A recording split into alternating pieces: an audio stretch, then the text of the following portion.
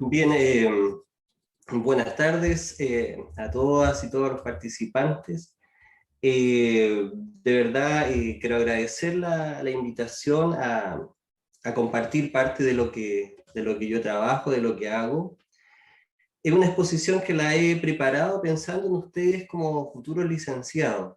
Ahí dentro de mi presentación es importante, faltó indicar que también soy profesor de matemáticas. Acá no, el profesional que se va a desenvolver en el sistema escolar es denominado profesor de matemáticas, ¿ya? Tengo entendido que en Colombia no existe esa modalidad de profesor, sino que el licenciado en matemática es el que asume ese rol. Siempre las exposiciones con estudiantes de licenciatura en matemáticas tienen un significado adicional para mí porque es una formación que es similar. Yo comencé a estudiar, al igual que ustedes, ¿cierto? Comencé a estudiar el año 98, cuando algunos quizás ni siquiera nacían.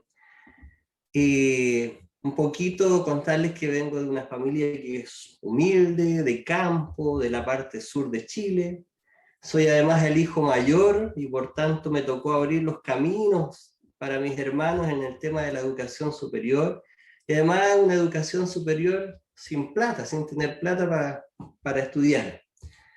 Contarles también que nunca fui un alumno brillante. Sin embargo, siempre fui muy estudioso, era constante, siempre andaba buscando teoremas, quería encontrar un teorema para hacerme famoso, siempre fui muy inquieto en ese ámbito. ¿Y por qué les cuento todo esto? Para que entiendan que el tema de la formación universitaria, de pregrado, de posgrado, ya sea en magíster o doctorado, no es solo para genialidades, sino también para personas perseverantes y con propósitos claros. Otra cosa, sean solidarios con lo que saben. El conocimiento debe ser abierto y no es solo para algunos. A los profes, como le dicen acá en Chile, los profes nos gustan que nos hagan preguntas. Sí, yo creo que una clase, si hay una clase con preguntas, el profesor va a quedar maravillado. Siempre espera eso. Atrévanse a preguntar, atrévanse a extender resultados, a experimentar con los números, inventen fórmulas, intenten formular teoremas, compártanlos, discútanlos, y aunque estén mal formulados, siempre va a quedar algo ahí, algo de experiencia, ¿cierto? De qué, por ejemplo, ya no hacer. Si sienten que algún día el estudio se está poniendo pesado, ¿cierto? Como que no se avanza, no se sientan frustrados, ya es así. La matemática es complicada y por lo tanto hay que dedicarle tiempo, así que no piense que es algo que solo le está pasando a usted, pues le pasa a la mayoría, ¿sí? Y al que no le pase es porque efectivamente es una eminencia. No piensen que con la caída de una manzana bastó como para que se me ocurriera, ¿cierto?, toda la teoría de la ley de gravedad de Newton. A Newton tuvieron que caerle muchas manzanas, así que no piensen que es así de tan maravilloso fue esa formulación. Y ojo, que finalmente quiero ser enfático en que la matemática no es exclusiva ni excluyente, ¿ya? No es exclusiva ni excluyente. Y así como tantos admiramos a Euclides, también debemos hacerlo, por ejemplo, con Hipatia en teoría de las cónicas, o con Sofía Germain, ¿cierto?, en teoría de números, ¿ya? Tengamos eso siempre presente y digamos, con este diálogo que consideré importante, porque la idea es que se aproximen, ¿cierto?, al estudio de la matemática, y que la matemática, ¿cierto?, no es la que tiene estas características de exclusiva y excluyente. Hemos sido a veces nosotros los mismos matemáticos o los que hacen matemática que han desvirtuado ese sentir, ¿ya? Pero no es así. Para comenzar, ¿cierto?, lo que voy a presentar lleva por título los números fusis como intermediario entre lo objetivo y lo subjetivo, la humanización de la matemática, ¿ya? Es extraño lo que voy a presentar, pero quiero un poquito que desde ya comiencen a abrir sus mentes, ¿sí?, a un desafío sumamente interesante para la matemática, ¿sí? Un desafío, ¿cierto?, actual, reciente, fresco, ¿sí? Planteamientos, cuestionamientos que tiene que comenzar, ¿cierto?, a reflexionar el mundo de la matemática, ¿cierto?, que es la humanización de la matemática. Para comenzar, vamos a hablar un poquito de la medición y el ser humano. El tema de la medición, el tema de contar, es un acto innato al ser humano, ¿sí? Inicialmente comienza, ¿cierto?, a establecer asociaciones entre el objeto, el objeto de interés, ¿cierto?, y nudos o piedrecillas, ¿sí?, de tal manera de mantener un conteo ahí, ¿cierto? Las típicas situaciones con la subida del río Nilo, el tema de las cosechas, ya establecer relaciones entre esos nudos y las piedrecillas, ¿cierto?, con aquella realidad que querían identificar o contar. De ahí viene el nombre del cálculo, ¿cierto? Los cálculos diferencial, integral, de ahí viene la palabra cálculos de piedrecilla, ¿ya? El tema de tratar de contar, de este afán del ser humano de tener control sobre las cosas, ¿cierto? Y esta primera aproximación es a través del conteo, está presente desde muchos, muchos años, ¿cierto?, antes de Cristo, ¿sí? Ya se encontraron algunos vestigios jeroglíficos, ¿cierto?, que dan señales de este símbolo, de abstracciones respecto de ciertos procesos. Y aquí viene una cosa muy interesante, no sé si han escuchado ustedes de la cueva de Altamira y todos esos diseños que hay dentro de la cueva, eran representaciones simbólicas de procesos que iban a realizar. Y eso es bien interesante porque lo que ellos hacen es abstraer, ¿cierto?, abstraer la realidad a la cual van a enfrentar. Y eso nos deja un mensaje que tal vez la forma como nosotros después como futuros profesores tal vez debamos caminar hacia lo que es la enseñanza de la matemática, ¿sí? Entonces ellos primero, ¿cierto?, abstraían, aquí trabajaban en lo abstracto y después iban a cazar, ¿cierto? Cazaban, ¿cierto?, sus alimentos. Había un proceso que era de lo abstracto hacia lo concreto.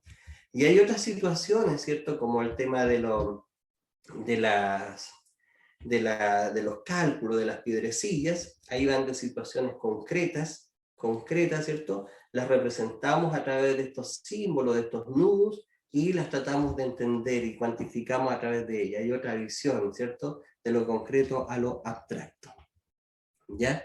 En definitiva, el tema del conteo consistía en una relación biunívoca entre la abstracción y este elemento abstracto, ¿cierto?, que buscaba este fin de etiquetar, de tener control sobre aquello que yo estaba estudiando, ¿ya?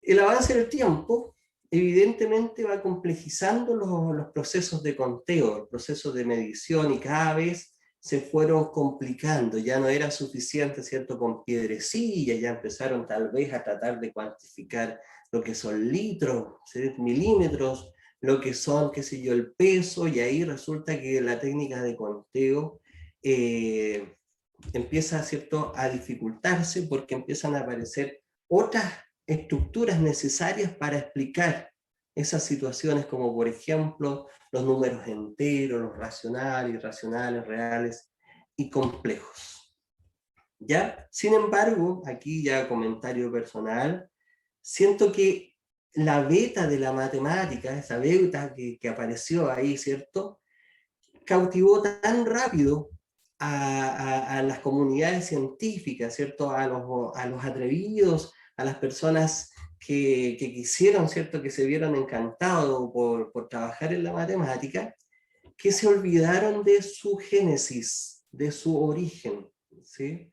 Entonces comenzaron a trabajar, ¿cierto?, la matemática por la matemática, y digamos, este nuevo trayecto, este nuevo camino que ellos emprenden, crece y se expande fuertemente. Tal como le digo ahí, la matemática, cual sirena con su canto, atrajo a la comunidad científica hacia sus arrecifes de abstracción, y en muchos casos los llevó, ¿cierto?, hasta la locura, como es el caso de George Cantor, ¿cierto? La teoría de conjuntos, ¿cierto? Y particularmente ahí mostrando estas cardinalidades de los conjuntos transfinitos. ¿Ya? Entonces, como que fue muy fuerte esa atracción por lo abstracto y ese edificio comenzó a crecer rápidamente, así se comienza a construir, ¿cierto? Esa excelsa, deslumbrante y cautivadora ciencia que conocemos por la matemática, como matemática. ¿Ya?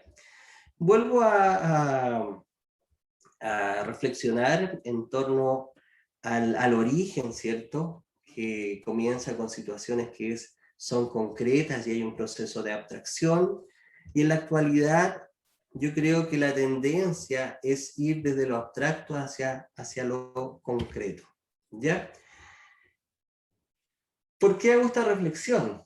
Y me sitúo particularmente dentro del ámbito que yo trabajo, que es la estadística. ¿Ya? Una mirada desde lo abstracto hacia lo concreto. Es una mirada que muchas veces avasalladora, ¿cierto? Obligamos a los datos o las mediciones a ajustarse a ciertos modelos teóricos preexistentes. ¿Y eso qué es lo que hace? Hace que perdamos la pureza del dato, perdamos aquella característica propia de lo que queremos medir. En definitiva, si ustedes se dan cuenta, uno termina analizando o revisando tal vez datos o registros numéricos de cosas que ni siquiera existen, ¿sí? O que ya no dejaron de existir, ¿sí? Porque tanto maltratamos los datos en su esencia, ¿cierto? Que perdemos en definitiva lo que queríamos estudiar, ¿ya? Maltratadores de datos. Yo no sé, yo creo que sí, más de alguno ya ha pasado por el curso, ¿cierto?, de estadística y probabilidad y ha escuchado el modelo normal, por ejemplo.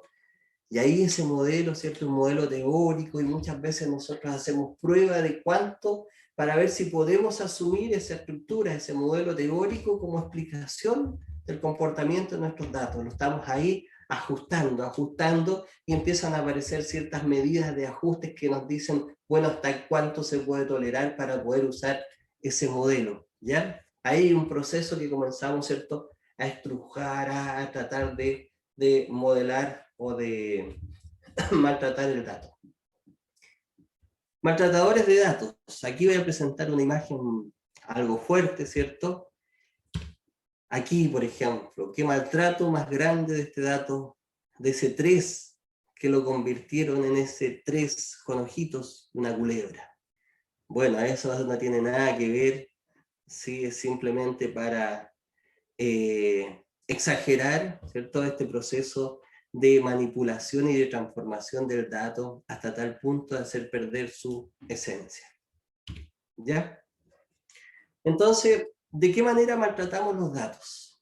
¿Ya? ¿De qué manera maltratamos los datos? No los maltratamos escribiéndolos mal, así no, sino que vamos a referirnos a un tipo de maltrato formal, ¿sí? Creo que hay 5 formas, ¿cierto?, de las cuales maltratamos los datos y que las vamos a hacer evidentes ahora en esta tarde, que yo lo he identificado como los 5 supuestos fundamentales. ¿Y cuáles son esos 5 supuestos fundamentales? Que ya los vamos a escribir. El supuesto de la existencia, el supuesto de la medibilidad, el supuesto del instrumento, el supuesto del intermediario y el supuesto de la invariancia. ¿Ya? Son 5 elementos que son parte de un proceso de medición, pero siento que han quedado como parte, ¿cierto?, del cajón de los recuerdos, como parte del cajón de lo olvidado, ¿ya? De lo olvidado.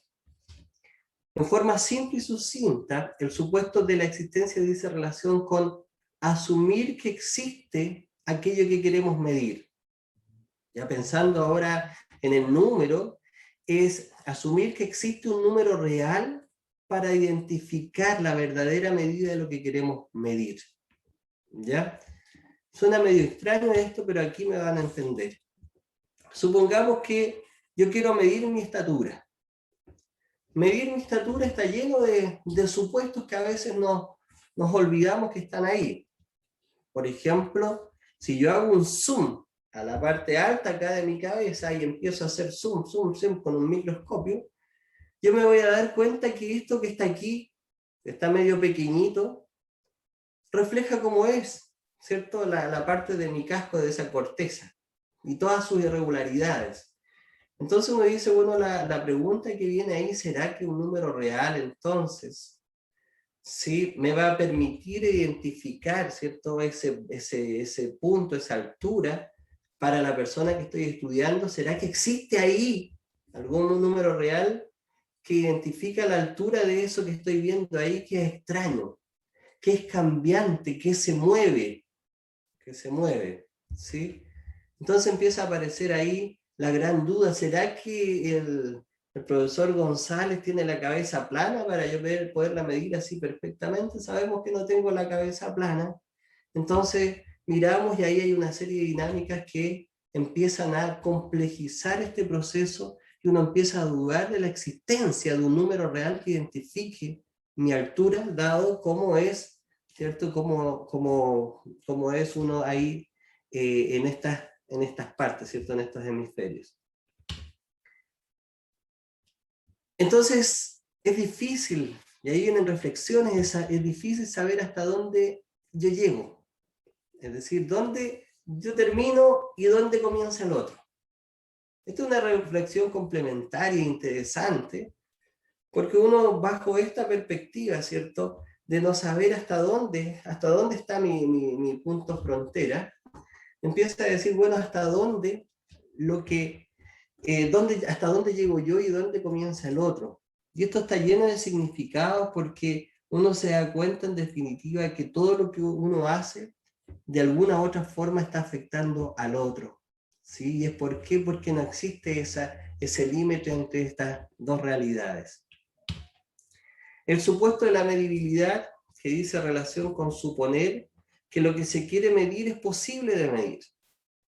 Y aquí vamos a hacer un ejercicio bien sencillo, que consiste en, por ejemplo, medir el conocimiento que poseen. ¿Sí? Medir el conocimiento. Yo no sé si aquí está autorizada la participación, no se puede participar, pero midan el conocimiento que poseen. Mida la cantidad de felicidad que tiene el día de hoy. Mide el amor que siente por su pareja. Entonces, hago estos alcances porque hay mediciones. ¿Sí? Hay mediciones. Entonces, en este ámbito, quiero exagerar, ¿cierto?, que el suponer que podemos medir todo, ¿cierto?, también es un elemento, un supuesto que está cargado de subjetividad. ¿Ya? Después viene el supuesto del instrumento, que hace referencia a creer que el instrumento de medida es perfecto y por lo tanto, ¿cierto?, lo que voy a traer bajo este proceso también no tiene errores. Entonces, si yo les digo, a ver, ustedes pueden medir usando estos suspensores, fíjense que ahí es un elástico que tiene tallado, ¿cierto?, el proceso de medición. ¿Sí? Si yo les digo medir con eso, ustedes poco me creen, ¿cierto? Porque seguramente todos los registros que hagamos van a variar porque es un elástico. ¿Sí? Bueno, entonces trabajemos con algún elemento que es un poquito más formal y ahí aparece la típica regla, pero ¿qué es lo que pasa? Que miramos acá con detalle, de aquí yo solo pongo como ejemplo, que miramos esta regla y fíjense que existen diferencias. Existen diferencias. Y ahora en la última situación aquí aparece un test, por ejemplo. El test también es un instrumento de medición, ¿sí? Un instrumento de medición. Pero evidentemente que son instrumentos que por mucho que estén sujetos, ¿cierto?, a un proceso, no sé, formal de construcción, hay diferencias entre ellos, ¿cierto? Hay diferencias en la réplica. ¿Ya? Por lo tanto, ahí hay un error, ¿cierto?, que también estamos dejando de lado en el proceso de medición con estos supuestos. Después está el supuesto del intermediario, en creer que el que mide, ¿cierto?, lo hace de manera perfecta. Entonces, el intermediario, ¿quiénes son? Somos nosotros, ¿cierto?, las personas ahí no me quedó muy bien el dibujo, pero son personas, ¿ya? Y las personas son el intermediario y por lo tanto hay que tener en consideración que cada vez que intervienen las personas en un proceso de medición, está su fragilidad humana, ¿sí? Está su fragilidad humana y por lo tanto esa fragilidad que la disfrazamos todos, ¿cierto?, en subjetividad en un proceso de medición, ahí está presente, ¿ya? Finalmente, el supuesto de la invariancia, que dice relación con que lo que medimos se va a mantener, ¿cierto?, invariante en el tiempo. Y les pongo un ejemplo bien, bien sencillo y concreto y próximo a ustedes. Cada vez que nosotros ingresamos a dar una prueba, al momento de salir de la prueba, estoy seguro que el conocimiento que nosotros tenemos es mayor que el que se fue evidenciado en la prueba. Uno sale y dice, oh, me olvidé de escribir esto.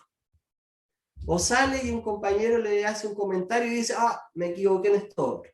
Eso significa que lo que nosotros registramos, o sea, en definitiva, lo que voy a revisar yo como profesor, ¿cierto?, como prueba, ya es una foto de alguien del pasado, alguien que ya cambió, ¿sí?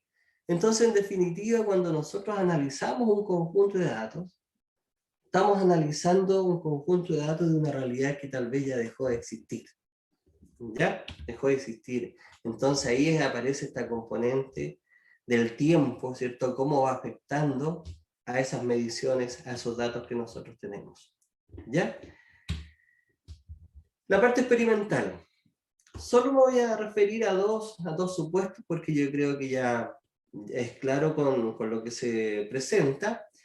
Y aquí hicimos un experimento que es bien sencillo, que consistió en solicitar a 60 personas de distintas edades y sexos que midieran la altura de una misma persona, utilizando el mismo tallímetro, ¿ya? La misma regla, el mismo instrumento de medición.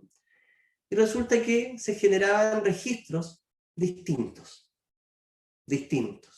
Sí, a tal punto que nos permitió, por ejemplo, generar ese intervalo de confianza para, ¿cierto?, aquella altura media, ¿cierto?, del individuo que estábamos nosotros trabajando.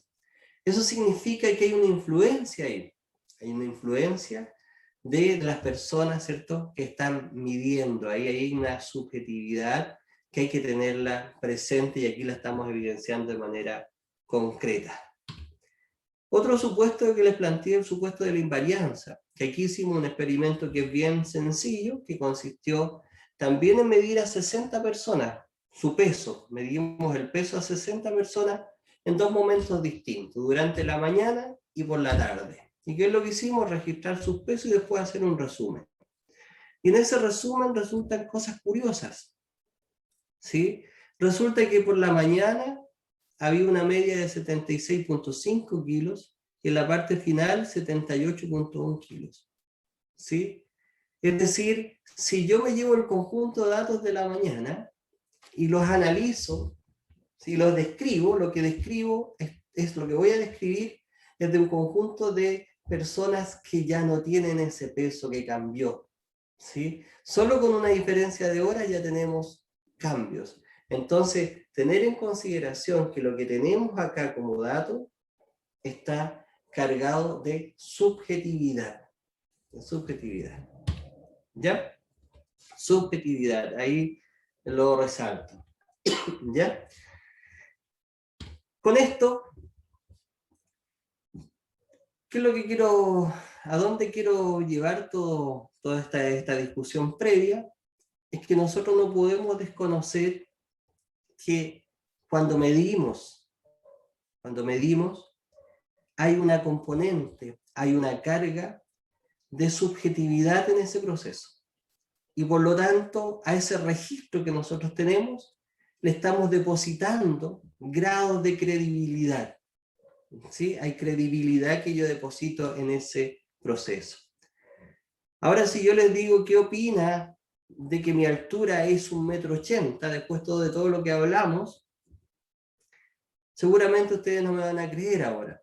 Van a decir, no, ahí hay que tener presente una serie de supuestos. Él debe tener una altura aproximada a 180, porque hay influencia del instrumento, del sujeto, de la invarianza. ¿Se dan cuenta? Entonces empieza a hacerse presente ahí esta subjetividad, o quiero hacer evidente esta subjetividad que está en un proceso de medición. ¿Ya? Entonces, la gran pregunta es cómo incorporar la subjetividad o la credibilidad que yo deposito, ¿cierto?, en este dato. ¿Cómo la incorporamos al proceso de abstracción? ¿Sí? Y cómo modelar mediciones con subjetividad. ¿Sí? ¿Cómo tener control de esa subjetividad? Y ahí viene la gran pregunta, ¿quién podrá ayudarnos? ¿Quién podrá ayudarnos? ¿Ah? El típico, el Chapulín Colorado. El Chapulín Colorado es nuestro salvador. No, nada que ver acá el Chapulín Colorado. ¿Quién nos va a ayudar? Son los números fusis, o números borrosos, o los números difusos. ¿Ya? Es decir, un número fusi viene a actuar de nexo entre la subjetividad y la objetividad. Esto para mí es un paso que visibiliza aún más la humanización de la matemática. ¿Sí? Porque ahora estamos generando conciencia de que no podemos desconectar al dato de la persona. Y por lo tanto, todo lo que desarrollemos tiene que tener en consideración esa componente. ¿Sí? Estamos haciendo que la matemática tenga presente que hay un humano en este proceso involucrado. ¿Ya? ¿Qué es un número fusi? Un número fusi o un número difuso. Ahí tiene una definición formal, ¿cierto? Que todas las podemos ver. Necesitamos de un conjunto de referencia, que es subconjunto del espacio euclidiano k-dimensional, R a la k. Y sobre ese conjunto de referencia se define, ¿cierto?, este conjunto denominado conjunto fusi como un conjunto de pares ordenados, en el cual la primera componente es un elemento de este conjunto de referencia y la segunda componente es la imagen de él a través de una función que tiene un recorrido aquí compacto, ¿cierto?, entre 0 y 1, y es denominada función de membership o función de pertenencia. Eso es un número fusi. Un número difuso es un conjunto de pares ordenados en que la primera componente es referida a un conjunto de referencia y la segunda componente es la imagen de ese elemento a través de una función denominada función de membership o pertenencia. ¿Ya? Ahí como situación particular, ¿cierto?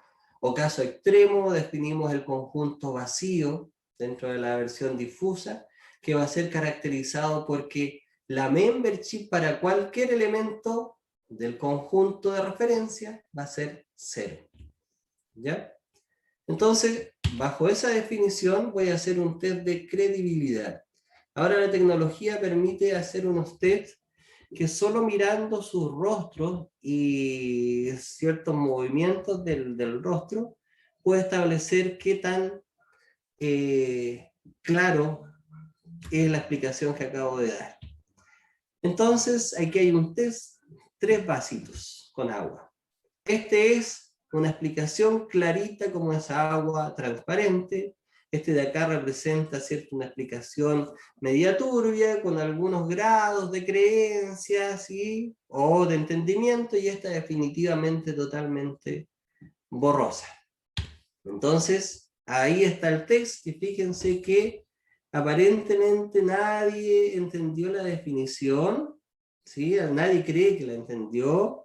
Un 20% cree que la entendió más o menos, ahí con ciertas dudas, y un 80% definitivamente la entendió así de manera turbia, ¿sí?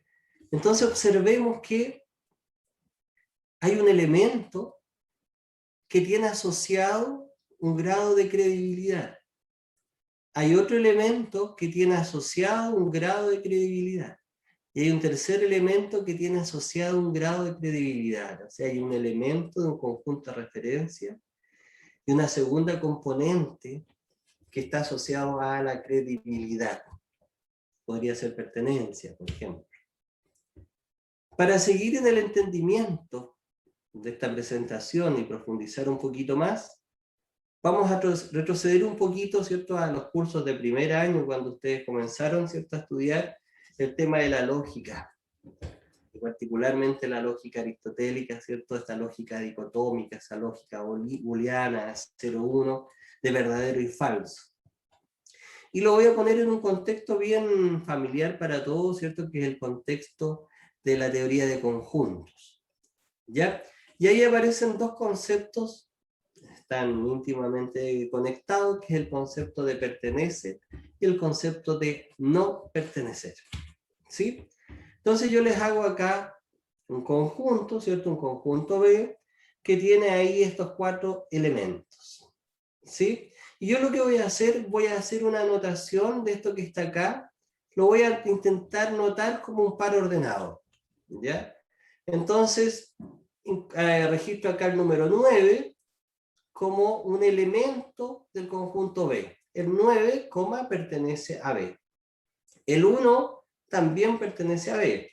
El 0 no pertenece a B y el 2 no pertenece a B. Entonces lo que estoy haciendo es evidenciar como primera componente un elemento que puede o no puede estar en el conjunto de referencia, y como segunda componente, ¿cierto?, ese valor de verdad, si pertenece o no pertenece al conjunto de referencia.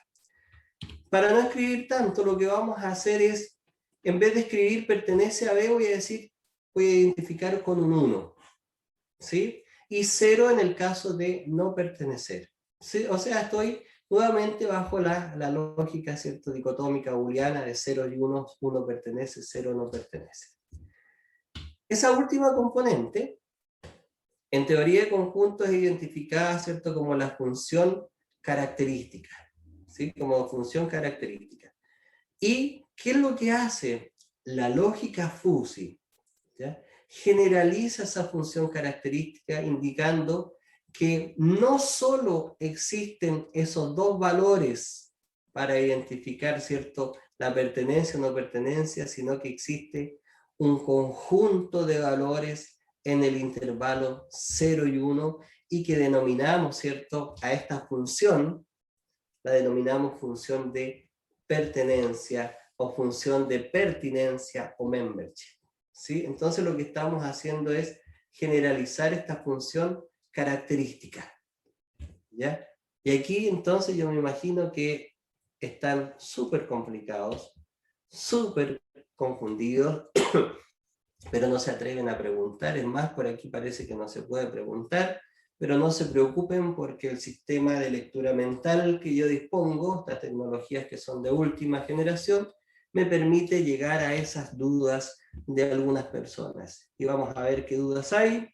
Por ejemplo, ahí Andrés pregunta, es decir, ¿hay elementos que podrían pertenecer a un conjunto y a su complemento? Giovanna pregunta, ¿qué pasa con la ley de contradicción? A inter A complemento igual vacío. Ana Luisa pregunta, ¿qué pasa con la ley del complemento? A unido a complemento igual el universo. ¿Ya? Como son preguntas muy difíciles, yo no las voy a responder y voy a buscar otro tipo de preguntas. Felipe pregunta, ¿quién es mayor, el 5 o el 2? Bueno, Felipe, el 5 es mayor que el 2. Aquí hay otra pregunta interesante. Tatiana pregunta, ¿cuál de estos números es par? Es el 10, es par. Y Juan Carlos pregunta, ¿cuál es el resultado de esa suma? 5 más 3, 8. Esas son preguntas muy interesantes. Nada que ver. Son simplemente distractores, porque estas preguntas de acá sí que son las interesantes y profundas. Y profundas. Y profundas incluso en el sentido humano. ¿Ya? Efectivamente, Andrés, es decir, hay elementos que podrían pertenecer a un conjunto y a su complemento. Exactamente. Así de extremo, ¿cierto? Así de grande este paso, ¿cierto?, que se da con la lógica, la teoría de conjuntos difusos. Ahí los grandes poetas, ¿cierto? Cuando decían, te miro y veo en ti mi complemento. ¿Y por qué veo en ti mi complemento? Claro, porque al unirme a ti, formo el universo. Aquí, nada que ver. Porque aquí, la ley de complemento no es tal como se presenta con Cantor. Aquí A unido con A complemento es distinto del universo. A inter A complemento es distinto del vacío. Entonces, hasta los poetas se vieron afectados por esta perspectiva que en definitiva parece una idea aberrante. Ya, aberrante. Pregunta al público. ¿Usted es lindo o linda? Si dice sí, es que se considera 100% lindo o linda. Y si dice no, es que se considera 100% feo, vamos a decir, o fea. ¿Ya? Entonces ahí seguramente están cada uno pensando, viendo con cuál de esas dos alternativas yo me identifico. ¿Sí?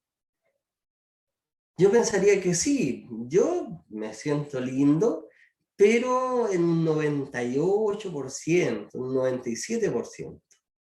Sí, estamos de manera natural acoplándole a nuestra respuesta un grado de confianza, un grado de credibilidad. Ah, no, yo me siento feo, pero en un 3%, ¿sí? Como que está apareciendo una segunda componente que viene a reafirmar o se transforma en un valor de verdad, ¿cierto? De una o la otra alternativa, ¿sí? Y entonces uno se da cuenta que entre ellos hay muchas otras opciones, porque nadie marca el sí en un 100%, siempre es un sí, pero no muy convencido, es un no tampoco no muy convencido. Y eso es lo que tratamos de incorporar a través de los números o los conjuntos difusos, ¿ya? Que todos aparentemente, yo creo que es muy difícil ahora posicionarse en los extremos. De hecho, cito una pregunta de un test psicológico que dice, ¿usted se siente feliz con su vida? Así dice, sí o no. Dicotómico, booleano, uno o el otro. La cosa es que yo no me atrevería a marcar sí, aunque creo que es casi el total de las veces. ¿Sí? Ni tampoco no. Tampoco no. Porque esas veces han sido muy escasas. Entonces se dan cuenta que aparece de manera natural un peso, una credibilidad, una carga a cada una de esas dos opciones. ¿Ya? Entonces, no todo es dicotómico. La belleza humana está en eso, en eso. Lo fusi es borroso y es bello, es bello. Finalmente, ¿qué son los números fusi? ¿Ya?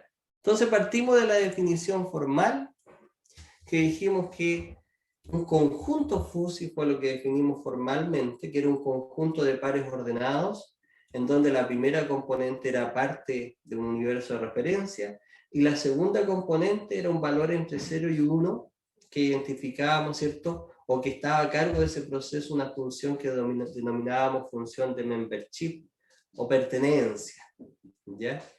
Pero ¿qué son los números fusi? Bueno, los números fusi es una situación particular de conjuntos fusi para el cual existe por lo menos un elemento de ese conjunto de referencia y que es parte del conjunto fusi, que la membership alcanza el valor 1. ¿Ya? El valor 1. Entonces nosotros acá visualizamos lo siguiente, varios ejemplos de números fusi. Por ejemplo, acá hay un conjunto de elementos desde un conjunto de referencia, y aquí esta curva que está acá, esta recta, representa la función de membership con los distintos grados de pertenencia o credibilidad, ¿cierto?, de ese elemento al conjunto. Y este valor que está acá, que alcanza el máximo, es el único valor sobre el cual yo tengo seguridad que tiene pertenencia plena o pertenece el 100%. ¿Ya? Es decir, por ejemplo, si yo los llevo a conjuntos convencionales, el valorcito que está acá sería el único que caracteriza, ¿cierto?, un elemento de un conjunto convencional. Acá hay otra situación en que tenemos muchos valores, acá un intervalo de valores que tienen función de pertenencia igual a 1.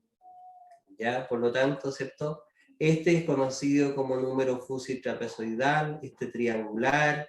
Aquí hay otro que es conocido como gaussiano, que también la membership ya no tiene un comportamiento recto como en las otras situaciones, sino que hay un movimiento ahí que es curvo. Lo mismo acá con esta situación. Fíjense que en el caso E no es un número fúsil, pero sí es un conjunto fúsil, porque sus elementos tienen ciertos grados de pertenencia, pero no hay ninguno de ellos que alcanza la unidad, el 1. ¿Ya? Fíjense que acá ya se ven situaciones de discontinuidad en la membership, ¿ya? Y se puede empezar a trabajar matemáticamente con ello. Y estas situaciones, estos números, son los que vienen a representar estos procesos de medición teniendo presente la subjetividad. La subjetividad. ¿Cuáles son los desafíos? Y esto trae consigo una serie de desafíos. ¿Cómo nosotros vamos a sumar o multiplicar estos números? ¿Cómo definir la estadística para estos números? ¿Cómo vamos a sacar una media, una varianza de estos números que incorporan en su estructura, en su definición, la credibilidad? ¿Sí? La credibilidad. O cómo definir una geometría para números. Imagínense, ¿cierto?, la construcción de un cuadrado en que los vértices es un número fúsil, un número difuso. ¿Sí? ¿Qué tipo de geometría se genera? ¿Cómo calculamos el área, ¿sí?, de una región cuadrada cuando sus vértices son números fúsiles? Su perímetro. ¿Ya? Entonces se abre un montón de desafíos en torno a esta herramienta que es consciente de que tras un proceso de medición está siempre la persona, es consciente que esa persona, ¿cierto?, disfruta de esa fragilidad que nos hace únicos y por lo tanto queda latente esa subjetividad en un proceso de medición. Entonces, estas estructuras son conscientes de ese proceso y son capaces de representar esta subjetividad, ¿cierto?, a través de esas estructuras, de esos números que les acabo de presentar. Fíjense que acá el presentar esto no es avasallador de lo que siempre hemos conocido, porque aquí, por ejemplo, todo lo convencional, me refiero a Cantor, me refiero a los conjuntos, a los números reales, quedan como una situación particular. ¿Sí? Una situación particular. ¿Por qué? Basta con fijar la membership en igual a 1 y recupero todo lo que tenía antes. Eso es. Muchas gracias. Gracias por la invitación y espero que les haya interesado mi presentación. No sé si hay algunas preguntas. Espérame.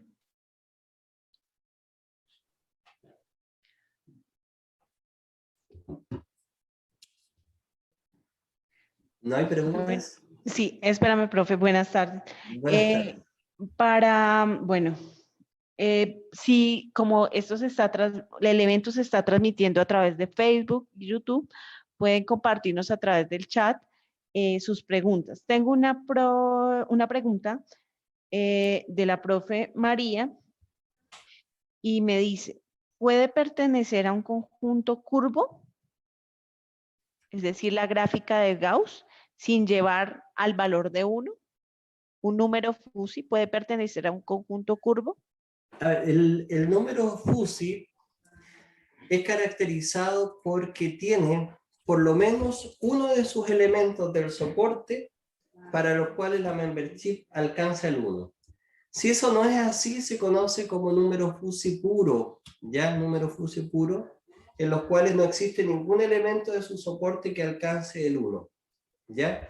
Entonces pensemos en conjunto. Miren, visualícenlo de manera discreta. Es como que todos los elementos no alcanzan la pertenencia plena. ¿Sí? O sea, hay una parte en él, en el conjunto que estoy estudiando, y otra partecita que está en su complemento. ¿Sí? Okay. El ejemplo que yo di de la membership gaussiana, ¿sí? El valor que en este caso sería para la media es donde alcanza el máximo, ¿ya? Que sería el que identificaría ese modelo gaussiano como un número Fusi. Bueno, profe, dentro de las preguntas que tú nos presentas al final acerca de la estadística, la geometría para los números Fusi, eh, las operaciones entre números Fusi, quisiera saber cómo qué avances o qué adelantos hay respecto al tema. Ya, en relación a la parte estadística, ahí hay mucho pendiente, más mi tesis doctoral estuvo situada en ese tema de cómo, si ustedes se dan cuenta, hay que diferenciar la aleatoriedad, ¿sí? La aleatoriedad de esta componente subjetiva, ¿sí? Entonces, la aleatoriedad de cierto modo está controlada con probabilidad, ¿sí? Pero ¿qué pasa con la otra componente? ¿Sí? Con la otra componente. El otro detalle, ¿dónde se hace presente acá el tema de la interpretación o cómo ayuda esta visión a la interpretación? Por ejemplo, cuando nosotros tomamos una muestra, antes de realizar el muestreo, aquí hay un proceso, ¿cierto?, que es aleatorio. Pero cuando nosotros ya tenemos la muestra, la aleatoriedad hasta ahí llegó. Lo que tenemos son componentes fijas. Sin embargo, se sigue un proceso de interpretación aún en términos de confianza, de probabilidad. ¿Sí? Pero aquí está el desafío. Yo los invito a mirar que uno pueda hacer una interpretación en términos de creencia. ¿Sí? Nosotros, en función de la muestra, creemos, ¿cierto?, que esa media que obtuvimos ahí a partir de la muestra es la que más se identifica o debiera aproximarse al verdadero valor de mu de la media poblacional. ¿Sí? Entonces Ese esa debiera conjunto de ser la datos. interpretación. ¿Perdón? Que el conjunto de datos realmente nos está hablando de la población, esa muestra. O sea, que Claro, la cuando media... yo, por ejemplo, cuando yo defino un proceso de muestreo, ahí está la población, yo voy a Sí, muestrear. ¿Sí? Antes de eso, voy a mi poner muestra es un concepto teórico, ¿cierto? Y hablamos de aleatoriedad. Pero yo cuando tengo la muestra observada, ahí, ¿dónde está la aleatoriedad? Si el dato eso no es, está o no está en mi muestra. ¿Sí? Entonces, cuando nosotros construimos intervalos de confianza a partir de esa muestra, la interpretación debiera cambiar un poco, ¿sí? Porque la seguimos haciendo en términos de probabilidad. Esa definición es bajo el supuesto de que mi muestra es aleatoria, es una definición teórica. Pero cuando yo tengo la muestra observada, yo tengo que hacerlo en términos de creencia, de credibilidad, ¿ya? sí, y que en esas estimaciones, pues ahí, o en esas mediciones, pues hay variables que están sujetas, pues según los ejemplos que nos diste, pues que la medición no es exacta, eh, las mediciones son invariantes, ¿sí? El Claro. ejemplo que nos diste, que en la mañana puede haber una medición, en la tarde otra, o en el mismo momento alguien puede medir a la misma persona o el mismo objeto y puede darle una medición diferente a ambas personas. Exactamente, ahí es muy Un factor interesante el desafío porque sobre todo, por ejemplo, nosotros que somos profesores y estamos evaluando constantemente el proceso, porque en definitiva, cuando nosotros evaluamos, aplicamos un test, ¿cierto?, una prueba y lo que tenemos acá, estoy seguro que cuando entregamos esas calificaciones a los estudiantes, son un reflejo de un estudiante que ya dejó de existir, ahora es un estudiante distinto, que incluso ha incrementado, ¿cierto?, su nivel de conocimiento, tiene un poquito más, un poquito más. Eso es lo que esperamos, yo creo que siempre hay un poquito más. Entonces, a veces uno reflexiona, cuando uno está haciendo ciertos análisis estadísticos, lo que está analizando son un conjunto de datos, de realidades que ya tal vez dejaron de existir. Dejaron de existir. Es una foto del pasado que estamos resumiendo. Entonces, por lo tanto, es importante darle esa subjetividad, ese aproximado, ese entorno, ¿sí? Porque no nos podemos desvincular de eso. No podemos desvincular de eso, que está ahí presente. O sea, siempre estuvo presente, solo que nos olvidamos. Sí, nos vamos más como por la variante de que las matemáticas son exactas, el resultado es solo uno, sí, no se puede cambiar, no puede haber, y muchas veces no tenemos en cuenta algo que tú mencionas, y es que se están calculando valores aproximados, ¿sí? Pero sí, ahí quiero hacer un alcance, ¿ah? Un alcance. Hay que tener atención que yo no estoy cuestionando la exactitud de las matemáticas. Para mí es eh, eh, un edificio perfecto, la matemática. Para mí es eso, y siento admiración por ello.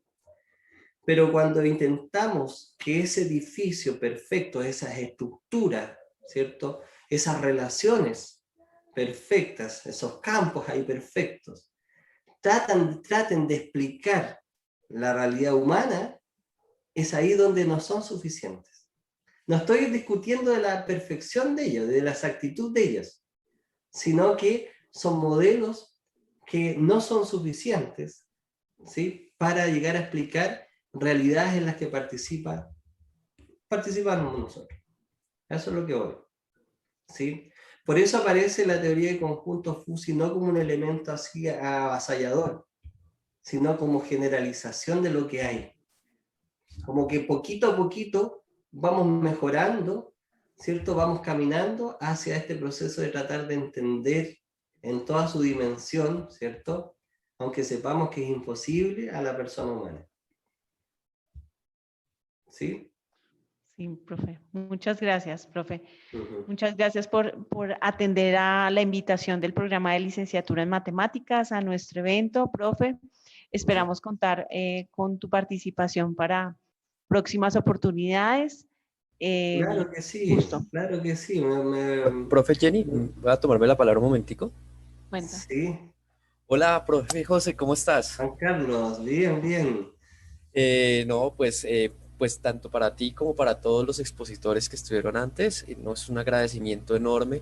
Este fue, digamos, un evento que se organizó, pues que le agradecemos mucho al doctor Jorge Enrique León en el CEAT de Gachetá, que nos impulsó a concluirlo, porque pues sí, arrancó como una idea pequeña, nuestra profesora Jenny, que la tenemos ahí en pantalla, pues, una también de la licenciatura, que está en un pueblito pequeño en Cundinamarca. La verdad, muy agradecido contigo. Los tres temas que hemos visto hasta ahora han sido muy importantes. Primero, un tema muy relacionado con lo social, un segundo tema ya más llevado a la educación, y el tuyo que nos deja en el fondo una pequeña semilla de pensar que podemos llegar más allá en las matemáticas, más allá de lo que hacemos en la educación. Muy interesante lo que nos dicen, como lo que nos dicen, calificar no es lo mismo que evaluar, son dos cosas diferentes. Tú lo pones en esa perspectiva de que además es una fotografía de lo que se vio de un momento en el pasado. Y eso pues ya que soy experto en otras cosas y es muy similar a lo que nosotros encontramos en física. Todo lo que nosotros medimos en física, todos esos procesos de incertidumbre están ahí, que hablan de pensar también diferente al determinismo. Nosotros no podemos pensar solamente que las matemáticas son determinísticas. No. Lo mismo pasa con la física, tampoco es determinista. Y la estadística, desde el punto de vista en el que nos lo planteas, nos hace pensar en que eso es diferente. Siempre hay una incertidumbre, hay una medida que no es exacta. Se habla mucho de la precisión, incertidumbre, todo eso. Muy agradecido contigo, José. De verdad, muchísimas gracias por atender a nuestro llamado, que hayas tenido la posibilidad de sacarnos un tiempo. Para mis estudiantes, pues esto es es invaluable, la verdad es invaluable, son pocos los eventos que nosotros realizamos, acostumbrados a hacerlos presenciales y somos de modalidad virtual, pero estamos en ese tránsito. Eh, Muchísimas gracias. Gracias a ustedes, muchas gracias por siempre tenerme en consideración. Yo tengo mucho cariño a la UNAD. Sí, ya hemos participado en varias cosas juntos y siempre la disposición en seguir colaborando y trabajando de manera conjunta, ¿cierto? En definitiva, el problema que tenemos es el mismo y que consiste en generar, formar grandes profesionales, ¿cierto? Y grandes personas además. Así que muchas gracias. Bueno, entonces le doy la palabra a la profe Jenny. Muchísimas gracias, José, nuevamente. Muchas gracias, profesor José. Un gusto. Gracias. Bueno, en este momento pues damos continuidad a nuestro último ponente, el doctor Luis Carlos Rojas Flores. Si quieres, profesor Luis Carlos, puedes activar tu cámara. Muy buenas tardes. Bueno, entonces presentándote, pues el doctor Luis Carlos Rojas, él es profesional en matemáticas y estadística de la Universidad del Tolima. Cuenta con maestría en matemática aplicada de la Universidad EAFIT y doctorado en ciencias en especialidad en matemática educativa del Centro de Investigación de Estudios Avanzados del Instituto Politécnico Nacional, CINVESTAP, de la Ciudad de México. Dentro de su experiencia profesional, se ha desempeñado como docente universitario e investigador en el área de matemáticas. Su línea de investigación se centra en el diseño de materiales y propuestas didácticas utilizando tecnologías digitales para la enseñanza y el aprendizaje de las matemáticas en todos sus niveles. El nombre de la ponencia del doctor Luis Carlos tiene como nombre Enseñanza y aprendizaje del concepto dependiente de una recta utilizando objetos dinámicos.